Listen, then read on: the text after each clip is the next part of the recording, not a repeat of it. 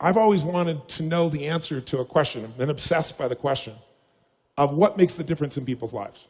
I was not popular in school. I loved people. So I was passionate about figuring out what's the difference in people. Why is it that some people are given everything? The type, they really do have parents that love them, that are there for them. They have tremendous educational background. They have all the economic resources, and they end up spending their life going in and out of rehab. They had all the resources. And then you meet somebody who's been, abused, or no one's been there for them, or they've been physically abused or sexually abused, or the worst things you could possibly happen to a human being. And they turn out to be some of the finest human beings you'd ever meet in your life, who are out there working to help other people and make a difference. So we all want to believe that our lives have turned out because of our biography. And the reality is we can all find people with a horrible biography who have an extraordinary life, and we have people with an extraordinary biography who have a life that none of us would want to trade with. So what's the real challenge? And I believe that the challenge in relationships and in life in every area is emotional fitness. That it starts with how emotionally fit you are in a relationship. And there are patterns that make people emotionally unfit. There are patterns that make people frustrated. There are patterns that make people depressed. There are patterns that make people angry. There are patterns that make people feel sorry for themselves. And there are also patterns that make people compassionate, playful, physically passionate, emotionally strong. There are different patterns, and they stand out to you when you've been around that many people. So I've had now 50 million people get my books and tapes, but I've been with 3 million people face-to-face from 80 countries. And when you're around those many people, the pattern becomes clear. And I've been able to use those patterns, and that's what I want to kind of expose you to tonight. And frankly, I think these patterns are common sense. But, how many of you notice that common sense is not too common? Everybody's like, oh, yeah, that's simple. But, a lot of people say, I know this stuff. Well, if you're not doing it, you don't know it. You understand it. And understanding and $3 will almost get you a cup of Starbucks these days, It's really nice to understand things, but that doesn't change anything. You got to get in your body and actually do it. But I've learned enough of these patterns that now, over the last, 20 years or so, of the 30 years of my career, I'm the guy that gets the call when the fire starts. When the athlete is burning down on national television and something's got to be done right now to turn them around. And, I either get them or I don't. And for 30 years, I've gotten them. That's how I've built my reputation. And that you've got to produce results right now. And I'm able to do that because of an understanding of these need structures I'm going to talk to you about. Or I get the call when the child is going to commit suicide, or the adult.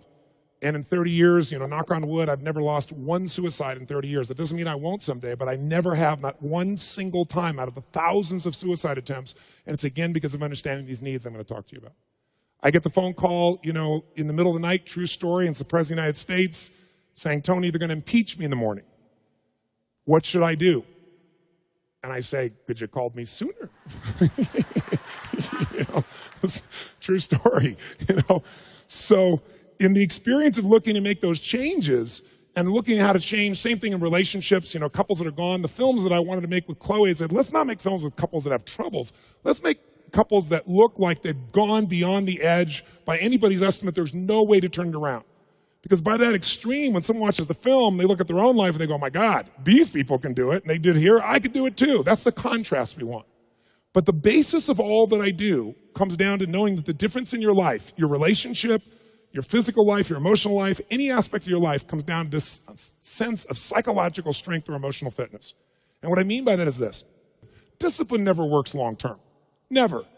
What works is when you become addicted to something positively new. You trade one addiction for another. When you shift from having to doing something to wanting to do something. So our focus is how to make that happen. But I'd say this to you. If you want to change a relationship, the number one thing you have to do is master your own emotions. If you don't do that, forget it. There's no hope. And what's wonderful, though, is it's easy to do if you know how. But none of us have ever been taught really emotional leadership. Emotional management is the very minimum, much less how to direct and shape ourselves. I don't mean faking your emotions. I don't mean pushing them down. I don't believe in positive thinking, although you may think that from watching some of the media coverage. I am not into positive thinking. I'm not here tonight to tell you to go to your garden and say, there's no weeds, there's no weeds, there's no weeds, there's no weeds. I'm very clear that I believe that life is about leadership and being truthful to yourself. And so I believe, number one, that the mandate for any great relationship and the mandate for anybody to lead their own life and not be a follower is you got to see things as they are, but not worse than they are. Because that's where most people go. That's where they go in relationship. That's why they start to tear it down. That's why the relationship starts to break down, because people get scared when it isn't working out. and then they make it worse than it is so they don't have to try. Because they don't want to try again and be disappointed. They don't want to feel that sense of rejection. They don't want to feel that sense of failure. So most people make it much worse than it is. People tell me all the time, oh, I'm skeptical or I'm pessimistic. I say, no, you're gutless.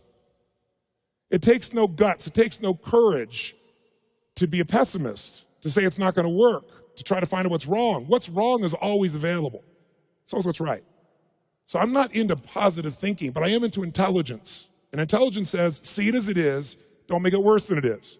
I mean, people all the time say, my problem is I'm big bone. No, you're freaking fat. Tell the truth. You know, what is this big bone story? You know, the only way it gets better is if you can see it as it is. Don't make it worse than it is. Don't try to make it so it's impossible to change. That's not true. It's not true at all.